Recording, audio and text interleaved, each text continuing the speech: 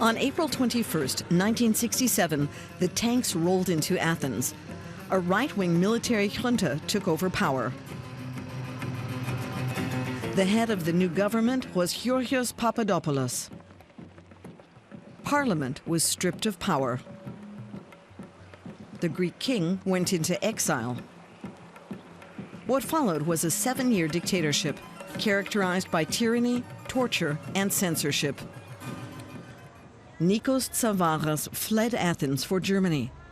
And because in the 1960s Greece was not a member of the EU, he applied for political asylum. He moved to Cologne and began to work for Deutsche Welle's radio program. Deutsche Welle successfully kept the people of Greece informed.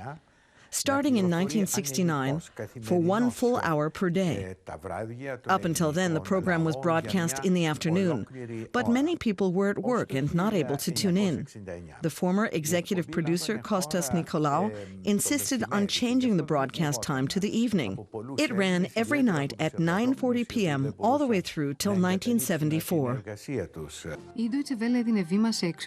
And the junta was powerless to act against radio airwaves. Opposition journalists such as Nikos Tsavaras reported from Athens.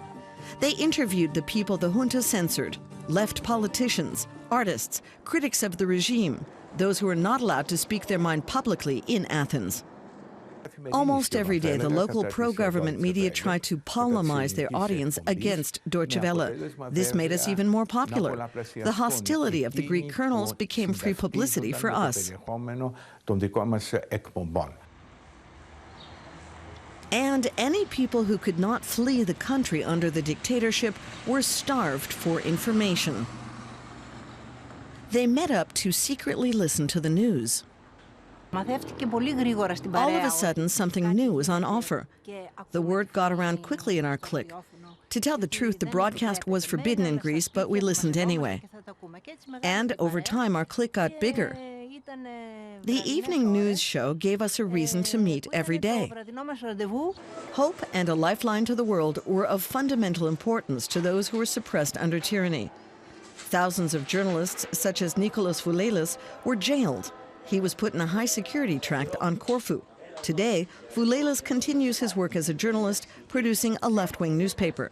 Back then, he kept up his connection to the free world by listening to Deutsche Welle. Then we were political prisoners and secretly owned radios. Every night we would hide them in a different place. The person who had the radio had to listen to all foreign programs, from DW to the BBC. And the next morning, he or she had to summarize the news for the other prisoners. We belonged to all sorts of resistance organizations. The junta held on to power for 7 years.